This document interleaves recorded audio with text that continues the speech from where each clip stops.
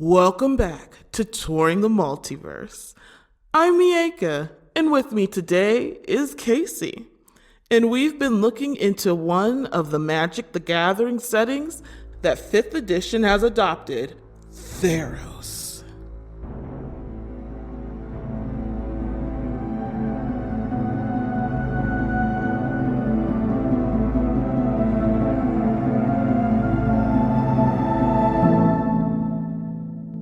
In this episode of our discussion on Theros, we're going to look at 3 gods who directly impact the afterlife of mortals. And of course, we'll be covering 3 related monsters. All right. Go in! Right into it. All right, so Atheros is the god of passage, he's also known as the river guide. And he is low-key one of my favorites. I like him. One thing about Atheros, mortals will interact with him at the end of their lives. So no matter what, you will interact with him. If you die, you will always interact with him. This is new. Usually they don't want to be bothered by the mortals. Mm-hmm. But as soon as they die, he's all about it. He makes no judgments. That's very important. Mortals have been known to make pleas to him at the end, but he just stays silent. He only asks for one thing, which is like a coin of value. Those that don't pay are usually stranded on the banks of the Tartix River until they're able to pay. A coin is an interesting thing. Of all things, what if they just got robbed and killed? I know. They don't have a coin. It's like I had my coin, but this is how I die. Yeah. Okay. You will just not let them by. And he's like, well, figure it out, and when you do, I'll be ready for you. Mm-hmm. So he appears as a humanoid figure cloaked in very worn robes. On his robes, he carries the golden mask. These masks represent the 8 exceptions. These exceptions were allowed to delay death or return temporarily to the mortal realm. They have not returned to the underworld, and he's pretty pissed about it. Here's a picture of him. All right, let's see here. Yep. Whoa, okay. So, he really does not have a face. So, from what you can see, his flesh is just gray, pulled tightly over his skeletal body. The staff that he carries, which can be seen in the picture, is named Catabasis. We'll say Catabasis. Yep, Catabasis. Mm-hmm. All in all, he's a focused king, and we love that. He just wants to do his job. His relationships. So, he doesn't care too much for the gods. So here's another god that doesn't really care too much for his other siblings. As long as they don't get in the way, he stays out of theirs. Helion and Erebos are the main ones that will try to meddle in his little realm that he has going on. He also takes on the role of buffer between the two when they are going at each other. So it's giving middle sibling vibes. Yeah. Thassa has respect for him, kind of. I think I mentioned this in the last episode, but the only body of water she cannot control is the Tartix River. That's all Atheros. Right. Yeah. And so she believes if anyone is to hold dominion over it, it should be him. But if she is given the opportunity, she would just love to take it and control it. And to me, that would be terrifying. Getting into his champions, he actually has champions. They're usually lawful, makes sense, often evil. Cleric, monk, and rogue and wizard are the suggested classes. While he does not seek worship or followers, because all mortals will bow to him one day, he does like to seek the descendants of mortals who impressed him when they arrived at the river, which I think is very, very cool. So, a champion of his believes death is a natural part of life. Do not rush it. Do not run from it. I see. Yes. Huh. This is an interesting one. This is your, you can... If they're part of your campaign, and they are a champion of Atheros, it's absolute no fear of death. Right. Because you know exactly what's going to happen, and you're going to see your god. How, incredible that is. Yeah. It's they'll just, accept it. If, all right, we're going to lose this fight, I know we are, they would just, accept dying. Yeah. which makes you almost think it could be chaotic, but it isn't, because there's so much truth and following, like, the way. Yeah. This is the way. That, because, like, it's weird that, you know, cleric would be, like, initially I'm like, cleric? But, yeah, if you're lawful and you're following the directive and it's about life and death, it actually works. Yep. Yeah. At first, I thought the same thing with cleric, but like you said, it would definitely work. So, a way you can earn piety is by providing coins or overseeing burial rites for those slain in tragedy, preserving the deeds and knowledge of someone, and slaying a returned, which we'll get into a little bit later about the returned. Yes. A way to lose piety, denying a dying person their final rites, removing wealth from a corpse, so like no looting. If you decide to be his champion, you cannot loot the body. Aiding those who seek to escape the underworld. So basically, if you support the returned as well, like if you're helping out one of the returned, you will definitely lose those points. Okay. A villain of his, they are NPCs who prioritize death over the living. So, for example, they could see a bloodbath of a battle about to take place and will work to try to kill both sides of the battle. So that's like a villain of his, like a champion gone wrong. Yeah. There it's like it would, or like a healer that actually just kills people. Yeah. Like it's like, oh, this elixir will save them, and it's just like straight poison that like kills them. Exactly. Yeah. Like the angle is always for death. So, Atheros as a campaign villain, he could become tired of his job, thus ruining the balance between life and death. So, let's roll on a table. We're rolling. Rolling a D4. D4. And I'm going to get to the page. Okay, we got a 4. All right, a 4. War between Helion and Erebos is inevitable. Rather than letting it explode unpredictably, Atheros puts a plan into motion to mitigate the damage. Ultimately, all it takes to end the war is Helion's death or Erebos' joining the returned. Ooh. Yeah. Ooh, boy. That last part. Wow, that would be great to play. That could be an entire campaign. Yeah. It could be. So I really want to play a campaign where you have to go in the underworld a lot. Yeah. I would be terrified, but like it's a lot. It's a lot to do. Suck it up. It's cool. It is, but oh my god, some of the places down there, I'm like, get me out of here. So an adventure you can play that's like Atheros' like focus, like a focus thing of his, is the Underworld Crossing. On the Tardix River, they're like ruined temples and it's very like abandoned. There are no priests, only Cerberi and Phylaskia are known to guard it. They are also filled with traps to keep the living out.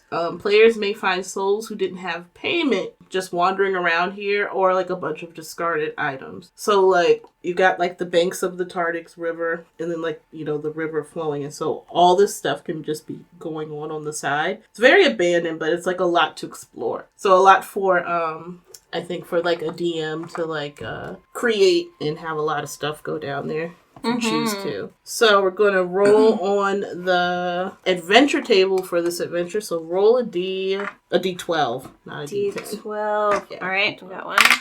6. Number 6, get information from a soul waiting to be ferried to the underworld. So that's pretty standard. Yeah, you could though, like, that sounds straightforward, but say it's like, oh, okay, easy. You stroll up and there's thousands of souls queuing up. Oh, yeah. And you need to seek and search and find the right one. Yeah. Without causing the problems. Yeah. Without being noticed. Without things coming after you along the way. It's a lot of stealth rolls. Yeah. Like you said, there's a lot to do. So that's our boy. I like him. I think he's I don't know. I just like how calm and like collected he is. So yeah, and I like that he is potentially a playable god in the sense it's not just their wrath or their influence that you're going to interact with. Yeah. You will actually interact with this one. Yeah. If you go down and you go searching for him, you will probably find him in the end. That kind of makes it a little bit more fun. Yeah. Okay, should we move into our first monster of the evening? Yes. Let's get into it. So, Cerberi. These are multi-headed hounds that patrol both banks of the Tartix River. They essentially catch and destroy any being that attempts to trespass to that area. They have molten rock breath weapon. Ooh. And humanoid flesh is their preferred meat. Oh. So much so. So much so, they can be lured away from the Tartix River and used as a destroyer of settlements. So, like a rabid dog that is lured away, you could set it into a big settlement, and it will just see, a sea of food. Oh gosh. So the Book of Theros outlines 2 Cerberi. The first is the 2-headed Cerberus. And probably the most well-known, I feel like this is the one that pops up a little bit more if you're talking about a 2-headed hound. Yeah. See it in movies and in shows and stuff. So Cerberus, it patrols the mortal side of the Tartix River. They are considered a lesser breed of Cerberi, being interbred with mortal wolves. So that's more of the connection to the mortal side, but being connected to the mortal side in mortal wolves, then they're considered a lesser breed. Okay. And they do truly look like a 2-headed black wolf with yellow glowing eyes and long claws. Here is the art in the book is pretty good. It's this one.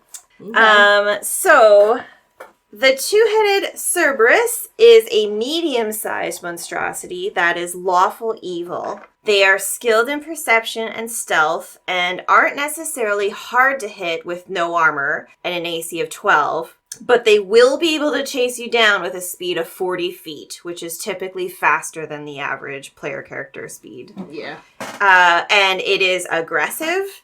It can't be surprised due to having 2 heads. It has pack tactics. And aside from multi-attack with 2 bite attacks, it has the breath weapon.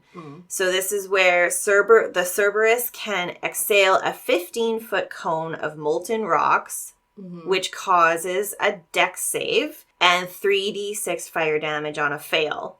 Additionally, that creature also is restrained from the hardening rock around it.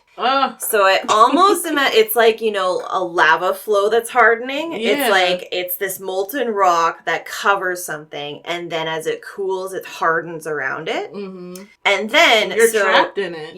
You're restrained and trapped, and you must beat a strength check to free yourself, or another creature needs to come in and try and break you out as well and pass the strength check. So all that to say, the 2-headed Cerberus is a CR of 2. Threatening, remember it is medium-sized, which generally also is the size of player characters. I think also in movies, it's portrayed as this giant dog with 2 heads. Yeah. Huge, Yeah, that's what I initially imagined when I heard the term Cerberus. So in our world of this book, it's a medium-sized 2-headed hound. Okay. And CR of 2. So next we have the Underworld Cerberus. And these are 3-headed hounds found deep on the underworld side, and they serve a number of purposes. They can be found guarding portals between the wards of the underworld. They are also guarding Erebos' greatest treasures. And they are even assigned to be personal guards to watch noteworthy souls to ensure that they do not escape the underworld. Terrifying and cunning, they typically serve demons, and when bored, they will torture souls and then hunt them for sport. They are much, much beefier than the two-headed Cerberus. Mm-hmm. They are large in size, and their natural armor AC is 16, which is a bit of a jump. Mm-hmm. And their speed also jumps to 60 feet. Ooh. So these are double. much more terrifying looking versus the two-headed Cerberus. They are large in size. Mm-hmm. I mean, the art makes them look like they're gargantuan, to be honest. Yeah, it's like this thing is going to tower over me. Uh-huh. And it will, compared to the two-headed Cerberus. Mm-hmm. But they are large in size. And in addition to perception and stealth, these are skilled in athletics. They are given the ability to understand all languages this time, but they cannot speak. So that brings them up a little bit more from the two-headed Cerberus as well. Mm-hmm. Their multi-attack is 3 bite attacks. And then they also have that breath weapon. But the breath weapon is boosted to a 30-foot cone. Mm-hmm. So, I don't know. But a 15-foot cone is kind of like, you know? Like, that's concerning. A 30-foot cone? Fuck off. Yeah, that's too much. Too much for me. Too far. Yeah. And so with that, it will do then essentially double the fire damage, 66 fire damage. And then the DC is also higher to free yourself from that like solidified encasing should you get restrained on a fail. Yeah, so the art clearly depicts the scale up from the two-headed Cerberus, larger size, longer fangs, and the art even shows kind of like a forked tongue and what looks like multiple glowing eyes, especially in that one. Mm-hmm. And then, there's the forked tongue there. So much... so evil. Yes. Much, much more like undead or dead or like a underworld monstrosity. Yeah. Absolutely. Like, this, you can kind of be like, geez, that's just a deformed, like, wolf. Yeah. Uh-huh. This, not so much. That's like, okay, that is like seriously giving monster. Yeah. Yeah. But I do like the history behind, like, where to find them. And, you know, the term Cerberus has always been connected to the Tardix River. Mm-hmm. It's like you need to hide from the Cerberus, you know, if you're trying to sneak in. Mm-hmm. So I love that they have them in this book because if you're encountering the Tardix River, they have to be there. Yeah, you're going to have to run into this. Yeah. Like, for the plot, you must run into one of these. Right. Yeah. And so that's them. It's that breath weapon, in my opinion, that levels them up and not something you would maybe expect if you don't know a bunch of lore about Cerberi. Yeah. It's the whole, like, I'm stuck here and I can't do anything until something helps me or, like, I beat the what is it? The DC of the strength save. Yeah. Mm-hmm. And like a 30-foot cone, if you guys have decided to do a marching order and you're strolling along the riverbank, it could easily hit most of your party. Mm-hmm. Yeah. Oh, God. I would be pissed. As a player, I would be over it. like, we all just took damage. Like, pardon me. Yeah, it's like, and you are restrained and encased in molten rock. What's your save? Yeah, you fail. You are you take X amount of fire damage and you are restrained. Oh my gosh. Like, you have to roll well. Good luck. Yeah. It'll be like the wizard at the back of the pack that survives and it's like, what am I supposed to do? Like, what am I supposed to do now? How am I going to make this strength check to get you out? There you go. And you got to fight this thing. Yeah. Love them. They're so great. Yeah. Lots you could do. Mm-hmm. All right. So let's get into the king of the underworld, Erebos. So he is the god of death. And, of course, the god of the underworld. He is a jealous tyrant. He knows he's powerful and doesn't try to push it too much because he feels like he doesn't need to.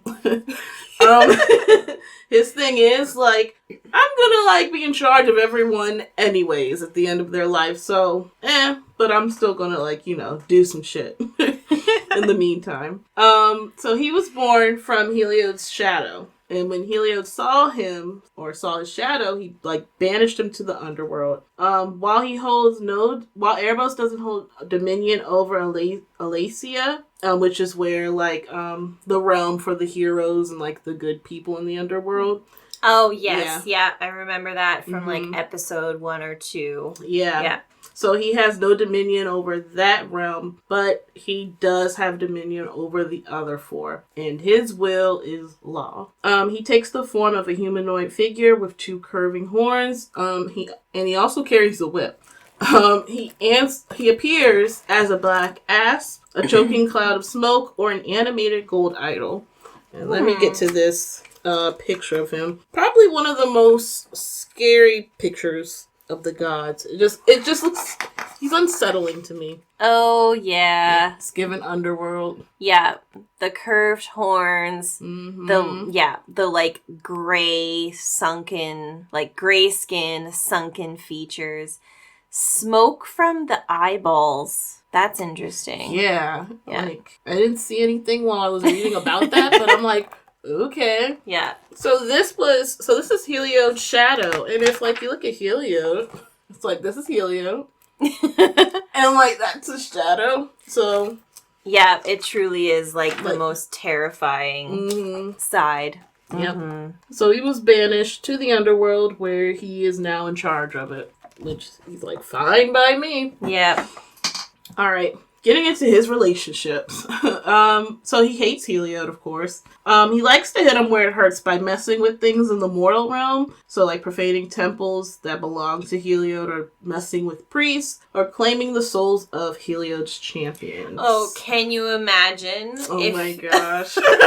It's like a Heliod champion strolling through the queue on the Tardic server, and Erebos, I feel like he would just get like this tingling feeling. It's like, wait, what's just happened? Who is that? Yeah. It's like, yes! It's like, I got work to do. Yeah. And that is the one that's going to be guarded by the Cerberus. Oh, yeah. Totally. Definitely. It's like, you are never leaving here. Yeah. And I'm like, thinking of that paladin you covered a while back, it would have to be that paladin that gets just like, you know, claimed by Erebos. Oh. Yeah. Took on a combat far beyond what they should have and just got destroyed. And then if it's a member of your party that's just the arrogant prick and you have to go save them and you have to destroy the Cerberus to get to retrieve and save them. Do we want to save him? Miaca! That would be my question. I know we all are thinking it. I'll just say it. We can move on. But. Every time. It's like, so, just throwing it out there. Do we really need to go save them? Do we care? Like, do we? At the end of the day? Oh my gosh. I think I said that the first time. You're like, we are heroes. I'm like, and harassed. I didn't ask to be this. This is a terrifying situation. Alright. Back to Erebos. So he hates Phenax, of course. Phenax escaped the underworld, and so many souls like followed in his path through the path of Phenax. There is surprisingly respect for Pharika and Karametra. They both believe in the life cycles and that death is a part of life. So he kind of is like, okay, I have some respect for you. But he narrows his eyes a bit at them because he's like, I need to stay defensive because they may want my power. If they're so, like, you know, for death. It's like, death is mine. No one else can have it. And it's like, calm down. Nobody wants. Nobody wants it. You can have it. His allies, Atheros and Clothis, the god of destiny. Atheros isn't really a threat. Plus his job and Erebos' job, just, they can't happen without one another. So, you know, they're allies to an extent. Erebos appreciates Clothis' stance on that the dead should stay dead. So again, Clothis is very much about destiny. If it was your destiny to die, you are now dead. She's not going to get in the way of that. Yeah. So there's respect there. So they're allies with that. His champions, Erebos' champions, they're usually neutral, often evil. Suggested classes are cleric, fighter, rogue, and wizard. Champions enforce the boundary between life and death. That's what they believe in. If you're a champion of Erebos, it is an act of generosity. He expects to be compensated for it, actually. Remember, he believes he owns every mortal life, so for him to have a champion is like a big deal. So if he's if he sees something in you, it's like an honor, in his eyes anyway. And the fact that he expects to be compensated for it, it's like you can be his champion, but you're going to go through some shit, I think. Yeah. It isn't going to be like nice like if you were Heliod's champion. Not saying it would be 100% nice, but you get what I'm saying? Yeah. Where it's like, if somebody decided this, like Erebos would be just like, are you sure? Mm-hmm. You really wanted, okay. Yeah. Well, this is what I'm going to need. And it'll probably be like an exorbitant thing because he'll be like, just don't do this. Yeah. Here. And do something impossible. And then they show up with it. And it's like, really? Okay, like, fine. Go be my champion. Yeah. It's like, I guess I'll do what I need to do and whatever, just go. So getting into earning piety, convincing a group of people to accept misfortune, easing someone's death, helping with funeral arrangements, and retrieving a return. Also thwarting Heliod's schemes. That's how you can earn piety. You can lose piety by saving a life, forging duties for pleasure or personal gain, allowing a soul to escape the underworld. Oh, yeah. So the saving a life thing that's interesting. Especially if you are like the only champion within like your party, an Erebos champion. Like, what do? Do you just like not save lives? Yeah. You Wow. are just not the one to go do medicine checks. You are not going to throw out any sort of healing. I'm just gonna step to the side. So I'm gonna let y'all handle that. Yeah, that would be an interesting like battle between your human nature and the player that you have created. Yeah. To stand by, gosh. You know, Mm-hmm. you would watch your fellow companions die because you know if you step in, you lose piety. Yeah. So, if you were to encounter an Erebos villain, it's basically anyone who goes after Heliod, and especially his champions. That's how you could become an Erebos villain, or just becoming a crazy death killer. Mass death. Yeah, just become good. the bad guy. All right. So if Erebos is a campaign villain in your campaign, he's just a natural villain. Yeah, like that's literally what the book said. Yeah, there is no He question. He is going to be the villain of your story. Yeah. So let's see what kind of scheme what happened. So roll D4. All right. So I turn to page 124. We got a 2. All right, 2. Erebos unleashes a deadly plague. The cure grows only in the peaceful underworld realm of Alacia. Mortal champions flock to Alacia, threatening to breach the ward's sanctity and allow Erebos' influence to creep in. Ooh. It's like you do the dirty work so I can get my fingers in there. Yep. Ooh, Gosh, that's good. That's so him. So this is pretty interesting. There's a picture on this page of like what a villain could look like. Yeah, a follower with all of those golden masks. Mm-hmm. Yeah. That could be, if you wanted to just delve in the underworld even briefly, that would be a phenomenal one-shot. Oh my because gosh, right? They would still have to find a way into the underworld. Mm-hmm. Absolutely, you would make them encounter the Tartix River and deal with all of that. Yep. Have some encounters and some combats, meet some horrific creatures, and then you have to make your way to the city with the good people. Yeah. And then if you're successful, you realize that in doing so, you have left these like shadowy tendrils that are now creeping in. And then you have like, what did we do? Right. You gotta fix this. Yes. It's like I broke heaven. Yep. We gotta fix heaven. So good. Yeah, that would be a lot of fun to play. So an adventure is the Graveyard Temple. This is just a place that honors the dead, so basically like a graveyard. So during the day, it just operates like a graveyard. Priests are just in charge of it. At night, you get the restless souls that wander. Players may encounter the return here, or souls that have unfinished business. So let's roll a d10 to figure out an adventure you could play here. We got a 2. 2, so protect a grave or the temple's vault from robbery. So maybe you were called in to help a priest out. Maybe there's some type of returned activity here, or standing guard over a grave. Who's to say? Whom's to say? Whom's to say what will come after you? Yeah. in your guarding. Mm-hmm. Maybe it comes out of the vault. Maybe it does. Maybe one of your party decides, let's just see what we actually are guarding. Yeah. And you like go down to like a crypt or whatever. Yeah. So yeah. That's the god of the dead, the underworld, Erebos. Finally got to him. We heard a lot about him, I feel like. He has cropped up a number of times. Mm-hmm.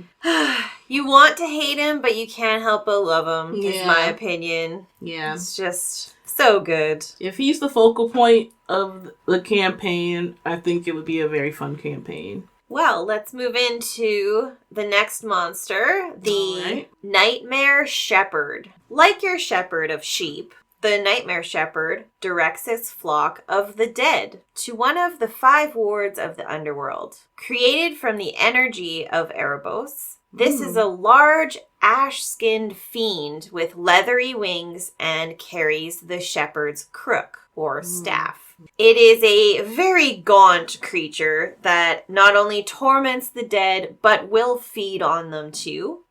Let's just pull up a quick photo for your reference.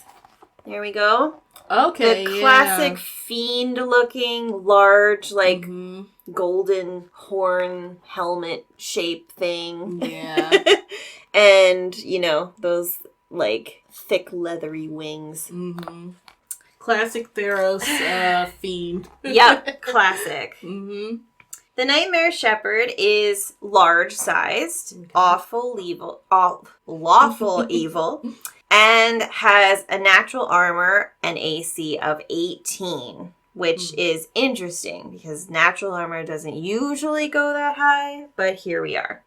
It can fly, and it has even some innate spellcasting abilities and magic resistance. So it has a higher charisma. It's one of its highest scores. And it can innately cast spells using no material components once per day. Confusion, dispel magic, hold person, and suggestion. So it's those kind of manipulation, trying to suppress versus like attack, in my opinion. Like, hold person. I suggest you move and, dispel magic. It's like, you should not do that. Oh, trying to just stop whatever you're trying to do. And it also has what is called Aura of Nightmares, where undead creatures within 30 feet gain a +5 bonus to attack and damage rolls. And if you aren't undead, you need to make a wisdom save or take 2d10 psychic damage. And so this is just up. This is just an aura that it has. And 30 feet is quite large for an aura because it is. It is. You're thinking. Yeah, like within 30 feet. So it basically is a 30-foot radius that you're in. that you would be affected by. Mm-hmm. It also has multi-attack with claws that does slashing plus necrotic damage on a hit. And then it can use this staff or crook, and that will deal bludgeoning damage plus psychic damage. And that's if it uses 2 hands. Okay. So I feel like if it's going versatile with that staff and holding it and coming at you, like, yeah, you are going to suffer a bit more on a hit at least. Definitely. Finally, it has Herd of the Underworld. This is an ability that recharges after a short or long rest. The Nightmare Shepherd pulls twisted souls from the underworld, and the quantity is decided by a 1d6 roll. Ooh. These use the Shadow stat block from the Monster Manual, just without the sunlight weakness that they have. Mm-hmm. And these shadows act right after the shepherd's turn. And so we actually cover the shadow stat block in one of our undead episodes coming up. And so these shadows will fight until they are destroyed, and then they will also disappear when the shepherd dies. But basically, it's another one of those, like, you should rethink your intention. Like, if you're going in to try and actually attack the Nightmare Shepherd, it can pull, like, up to 6 shadows just from nothing. And then they will be there to fight. So suddenly, it's not 1 on 4 or 1 on 6 or whatever. Yeah, now it's like a full-on battle. Totally. So, yeah, it's got some really unique features, and that is why it's brought up to a CR of 11. So we are moving up in the tier world a little bit more with these ones. I really like them. Yeah? Like, I feel like they would be a lot of fun to, like, encounter, or, you know, to play as like a DM. Yeah. But, like, I don't know. Something about them that I like. Yeah, and, like, they're going to be in and amongst the dead. So, like, they may be along the Tardix River trying to herd creatures or herd the dead. They're going to be kind of wandering around, just making sure nothing's trying to escape. They're going to, like, I imagine they could also sick the Cerberus on you. Like, it's like, if they'll catch, like, someone running away in the corner of their eye, and they'll be like, hey! And then, like, just sick their dog on them. Yeah, I think very interactive. They have, like, really high stats across the board, but highest is charisma. And so, like, there's a lot you can do with that as a DM. Fun. It can be the biggest asshole. It could be a jokester, a trickster. Or you could play it just as, like, this angry fiend that, like, just doesn't want to deal with the dead, but has to deal with the dead every damn day forever. I think that's why I like them. It's like, because, you know, I like monsters that have, like, some type of personality to them. Yeah, you know, these absolutely could. Yeah. A lot you can build on with those. Yeah. And, like, they obviously were built for the underworld. They were created, and this stat block bodes very well, gives you a bit of magic to play with. Yeah. Yeah, they're great. Okay. I like them. I respect them. That is the most important thing. That is the most important thing. That's a monster I respect.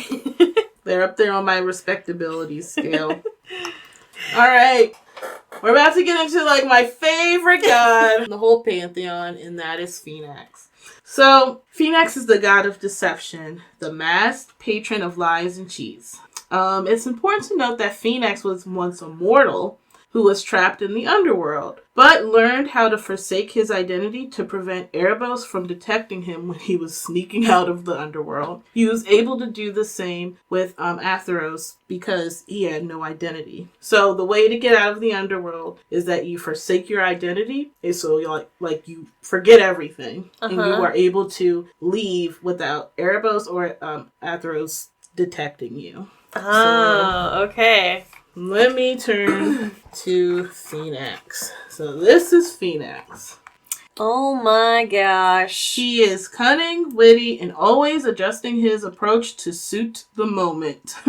He enjoys corrupting champions of law, order, and justice. And he just loves to tempt the mortals. He is like a very shadowy figure. He likes to take on the form of like an ashen gray skin humanoid with being in like elegant robes. He also wears the golden mask of the return. Here we go. Mm-hmm. Yeah, and even in the art, like it looks like his whole body is covered in some sort of golden layer. Like he has like his arms, like he has, I don't know, long gloves that look the same as his golden mask. Mm-hmm. Oh, and then he has his bald head. Yeah, he's bald. We love a bald man sometimes. Yes, we do. Sometimes it's a good vibe. Yeah, it is. And for this man, it is a very good vibe. You'll allow it? I will allow it. I allow it. Let's see. He also takes on the form of asps, mockingbirds, and rats, which, ew. I'm like, why? Of all the animals, a rat? His relationships, he doesn't have many. So Erebos and Atheros, they despise him. He doesn't care for Heliod and Aurelis. He opposes their ideologies of like justice and fairness and all that. It's like, why do that when you can lie? Yeah. And deceive. And that's it. He's just untrustworthy. No one really cares for him, and he's okay with that. He's just causing chaos. So, if you were to be his champion, usually you are chaotic, often neutral. Suggested classes are Bard, Cleric, Monk, Rogue, and Warlock. If you are his champion, you have to be the examples of deceit. You have to be motivated by greed, revenge, or a good swindle. So these are the things that like motivate you. He has high expectations of his champions. You have to be crafty and quick. So if he chooses you, that means he sees something in you and you gotta live up to his expectations. Yeah. Again, like through this episode, it's the cleric that, as a suggestion, that always pops out to me. Mm-hmm. It's like, This one even more so, though. It's like choosing that in this way would be an extra challenge for you as a player. Mm-hmm. It's like, let's make this challenging in the dynamic that I'm picking. Like a cleric who deceives and cheats just doesn't seem like you know, it's like, right. what is happening? But that is also the perfect guise, right? Mm-hmm. It's like, they'll never suspect the cleric. Nope. Never ever. I know I wouldn't. Yeah, so in that sense, it is actually really great. Yeah. So, earning piety, you help a fugitive escape justice, you pull off a daring robbery, obstruct champions from gods, or build or restore a temple of Phenax. A way to lose it is assisting lawgivers, swearing/honoring an oath, bringing order in times of chaos. So that's a way to lose piety. Bringing order when it's chaotic, you'll lose piety. So immediately I thought like you're just trying to calm down a crowd, and Phenax is like, give me that point. Yeah, it's like, stop that right now. Like, we are chaos. So, if you encounter an NPC that is a Phenax villain, they're just going to stab the party in the back. There you go. They constantly look for opportunities to thwart all kinds of plans. So this is just like, again, typical bad guy. Yeah. The guy pretending to be, you know, feeble or weak, needs your help, is going to, like, swindle you later. Yeah. Mm-hmm. So Phenax, as a campaign villain, he is capable of turning against his own champions. Of course he is. He may have a plan to cause panic with the gods, That's another way he can be a villain. And he would love to just distract them and take over Nyx, which is like, again, think of Mount Olympus in Greek mythology. This is like the realm of the gods. And so he's like, I believe that's what he's trying to get. That's his not like his main thing, but he wants to be in charge of Nyx and like lead the other gods. Imagine playing in a campaign long term and things go so horribly wrong. You have basically muted or destroyed a lot of your gods. So you then, like, say you're about to move on to campaign 2 in Theros. In the finale of season 1. Yeah. Things go so horribly wrong that you have a vision of Phenax sitting at the top of Nyx, overseeing everything, and just this horrible grin and laughter. Oh my god, terrifying. That would be so cool. Yeah. And then you have to try and figure out a way to get him out of there in like season 2 when higher level tiered players and who the hell knows what's gonna happen. It's like, what's the plan? We need a plan. Yeah. The inspiration that can come from like a couple lines. It's like, oh my gosh. There you go. That's why these books are so great. Yes. Like all the ideas. All right, so go ahead and roll a d4. We got a 4. Alright, so if he's a campaign villain, this could be the situation. Phenax dispatches a powerful agent to find a lost relic called Deception's Edge, a dagger that enables the wielder to warp the minds of mortals. Once in possession of the artifact, the agent embarks on a campaign of assassination and espionage that threatens to lead to an all-out war between Atheros and Melites. That's everything. Wow. Oh, I just feel like Charlie. I immediately got Charlie. Yeah. Charlie would be, I'll get that dagger. Yeah. Deception's Edge. That's so cool. Cool. I respect that. He would want to find it in our current campaign. Perfect person for that, too. Yeah. All right. So, an adventure you can play is called the Amphitheater. So this is a huge public space for music, dance, poetry, drama, comedy, etc. A bard's dream. A bard's dream. Also, it's the place to conduct secret meetings and handoffs. Everyone is distracted, so no one is really paying attention. And many of the performers here could be followers of Phenax. So they're like stealing from people's like bags or purses and stuff. Many a Phenax shrine can be found here too, like backstage and stuff like that. So the key is to get audiences immersed enough that they don't see them like stealing from you. I think this adventure could be a lot of fun. Yeah. So let's roll on at the adventure table a d10. 3. 3. So defend a theater being run by a criminal from a rival gang's assault. So, like, you're called in, there's been some shady stuff happening at the amphitheater, and the party's called in to play security. Yeah. And keep an eye out for, like, a criminal. Here's what it could look like, map-wise. Oh, yeah, the underground. Mm-hmm. Totally cool. A wine cellar. Yeah. Here we go. I love that. Oh, wine cellar. Of all the things. Yeah. Yeah, it is. It's like secret rooms, it's a speakeasy times 25. Mm-hmm. Very cool. Like, I would love to play here. Like, honestly, like the characters you could talk to and stuff like that. And and it wouldn't be if you got pickpocketed, it's how many times and what things actually got taken. It's like, what am I missing? Could you imagine in our current campaign? So, like, right now I have, like, this cage. How long would it take for you to tell us you lost the cage? You're gonna be like, okay, like, we're ready to go. Like, we've done what we needed to do. And you're gonna be like, all right, purpose. Bring out our friends that we put in the cage. I just go in my pocket. And Adam's all like, you can't find it. Like, what do you mean I can't find it?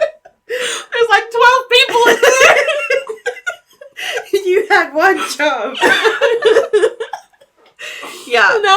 go back into the amphitheater and try to figure out who took the people. Yeah. Oh my gosh. Adam, please don't do this to us. But maybe yes, because I would just love to see Miaca just... I would scream. I'm like, oh my god. It's like, I do care about the NPCs after all. That is amazing. Those are phenomenal options. Oh, yeah. I think we could talk for like another hour. About all the things Phenax. Yeah. But that's him. That was our last god. Oh my gosh. Yeah, you can't, like, you want to include them all, and I know that would just get muddled, and you can't. But they're so cool. They are. Well, we're ending on a high note on Harpies. All right. In this episode. Harpies. I actually hate them. Yeah. I hate Harpies. They're always depicted as this, like, oh, are they okay? It's like a cowering female shape that has wings. But no, they're always these terrifying things that are sadistic and chaotic, and I can't fucking deal with them. Every damn time. Oh my gosh. So. No time for it. Casey has no time for it. No respect. No respect. No respect. Start the Casey scale. Start the Casey respectability scale. So, Harpies have the body, legs, and wings of a vulture, and then the torso, arms, and head of a human. Oh. So, they're just... That's ugly. And so the they are covered in the monster manual, and there is some lore in there, and I'm not going to go into detail, but it's an interesting story if you're interested. In like too long, don't read. They were first created when the gods cursed an elf female and transformed her into a monstrosity, and turned her desire for love into hunger for flesh. And so she was given a beautiful voice, and that voice and song would draw victims to her. Okay. So, don't feel bad. She deserved it. But, so Harpies are so in alignment with Phenax. They will never enter a fair fight. They are cowards. They will torture and play with their victims before devouring them. And they are attracted to and collect shiny objects and treasures. I feel like this is the bird side of them. Likes shiny things. So yes, if you want to read more on the lore of regular Harpies, you can find it in the monster manual. And they also have a stat block for the Harpy, and it's a CR medium-sized lawful evil creature. It carries a club, and it has a luring song charm that can incapacitate targets. Okay.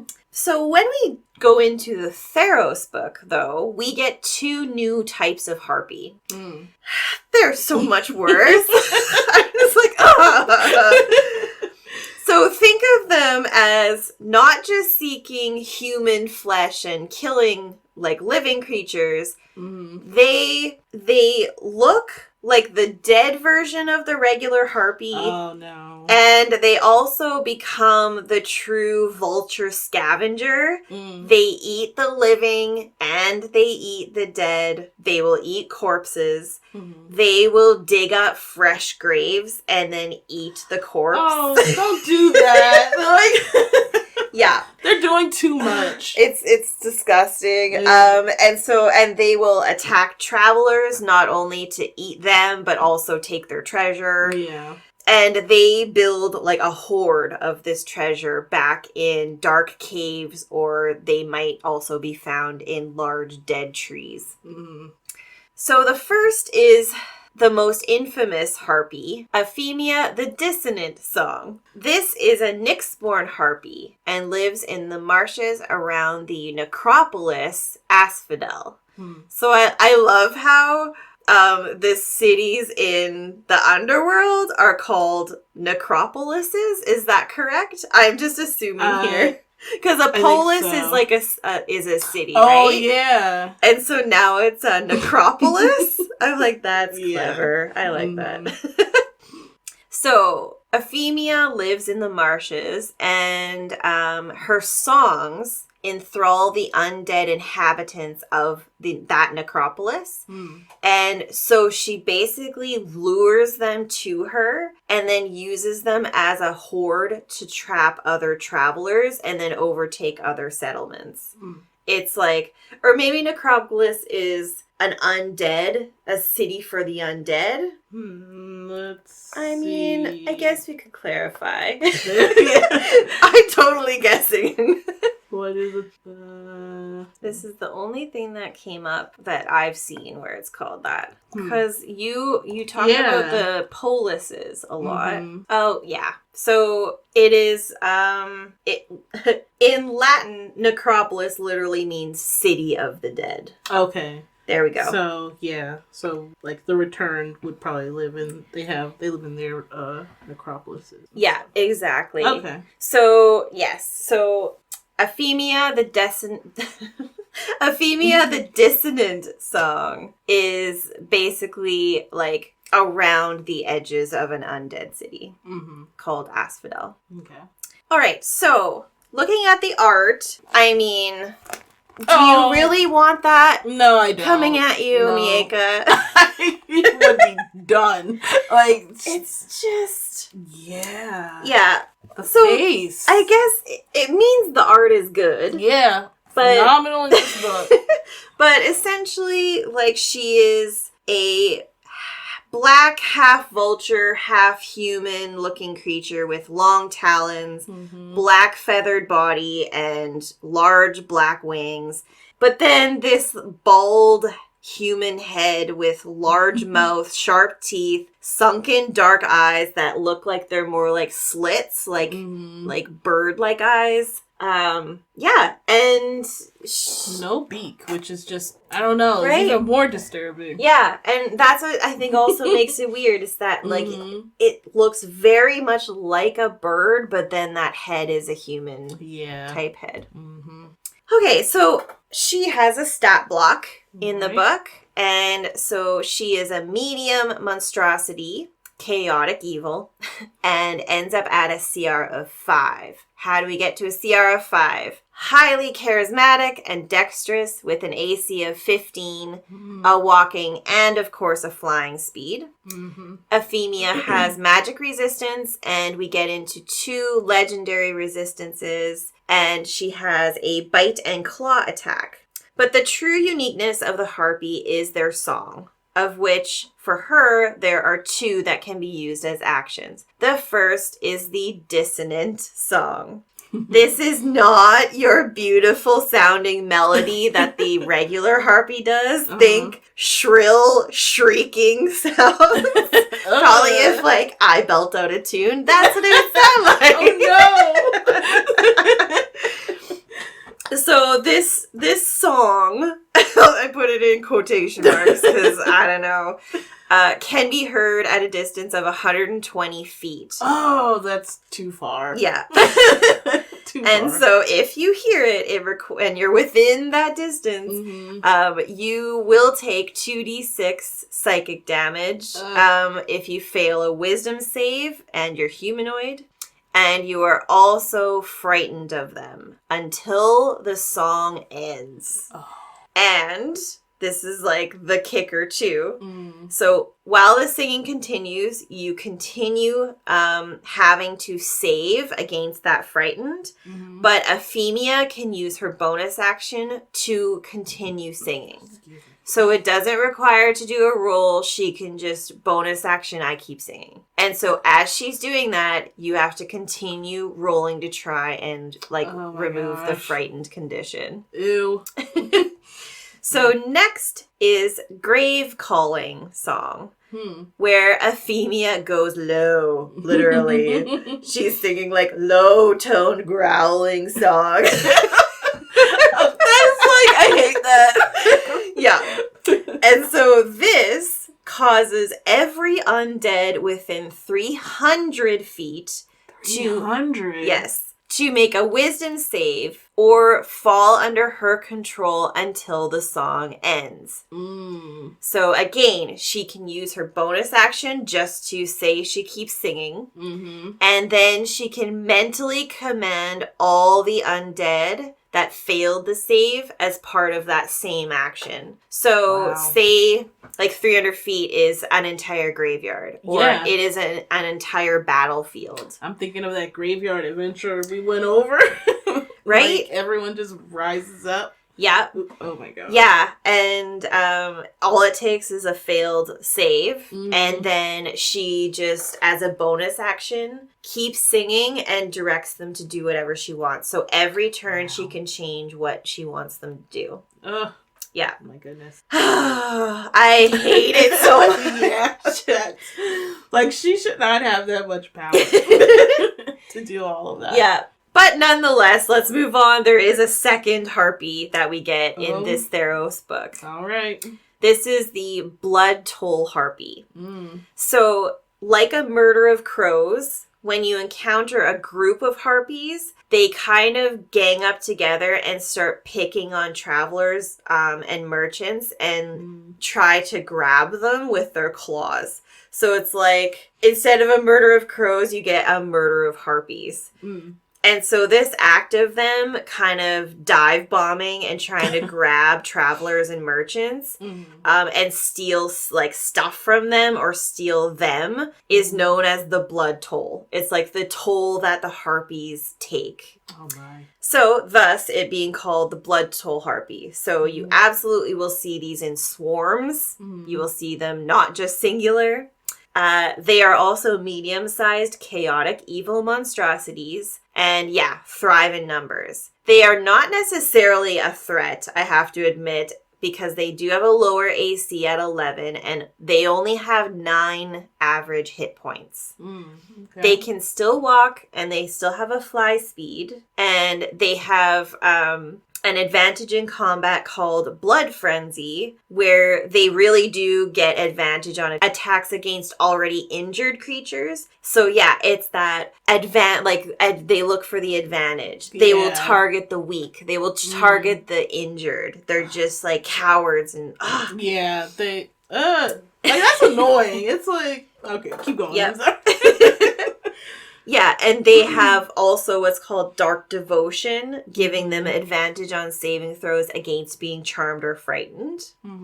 So they otherwise have basic actions like a claw and bite multi-attack, and they are only a CR of 1/8. Like, they truly, one solid hit would take one out, which is why you can't respect them singular. No. But they will be in numbers. You will see a murder of these harpies. Oh, that's so ugly, though. Like, if no. Yeah. Yeah, and so we don't get specific art in the book of the blood toll harpy, but I do imagine them looking very similar to Euphemia, maybe just a little more of the generic vulture humanoid creature. Yeah. But nonetheless, terrifying, super annoying. They will bother you. They will fester you. They'll try and take shiny things from you and just make your life a nightmare while you're trying to move through their territory or wherever they are. That's... I don't like that they work together. Like that whole...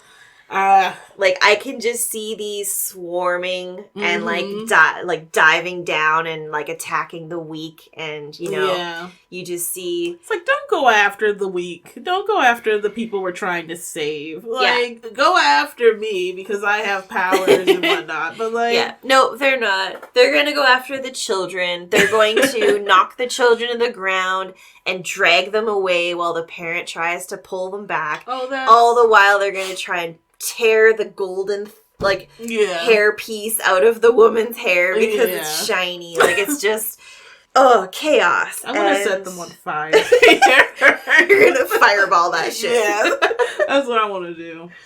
Yeah. Ugh. Like, absolutely makes sense for them to be in the realm of Theros, to have a major, like, connection to Phenax. Mm-hmm. Phenax would just, like, send these off as a swarm to, like, it's like, hey, can you try and track me down something, this? And, like, they'll be like, okay. Yeah. Yeah. Or, like, attest to his champion, see what he would do. Or something like that. I know. Yeah, and I will mention as well, that both Aphemia and the Bloodtoll Harpy do have common as language. So. Oh, not them speaking. Okay. Yep. They're half human. Yeah, that's true. So, yeah, they're not only going to just dive bomb you like a crazy vulture crow creature, they are going to talk to you while they do it. Yeah. Which is even more disturbing to me. It's like, yeah, very, like, terrifying, but, like, solid bad guy. Solid bad guy. Mm-hmm. And that trickery with the song, you know, like a high charisma. Mm-hmm. It's just that deceit, that cheating, that cowardly stuff. Yep. So, absolutely should be part of a campaign where you're doing a bunch of trickery on your players. Oh, yeah. Perfect for it. Yeah. Ended off with a big one. Yeah.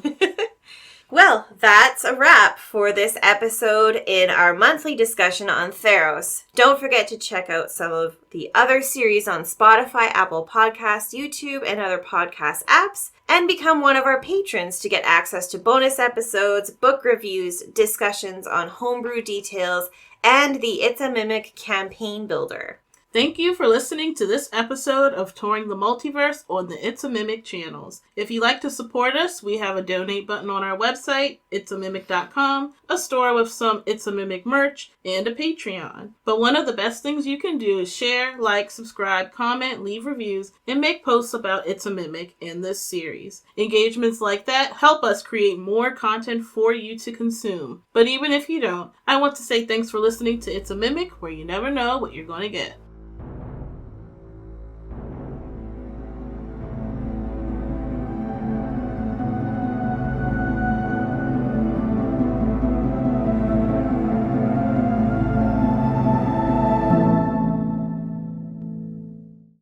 Atheros? Did I say name? It's the fireball! Already? Damn it! Atheros. Atheros. There we go. Alright. Huh? Atheros! Good start.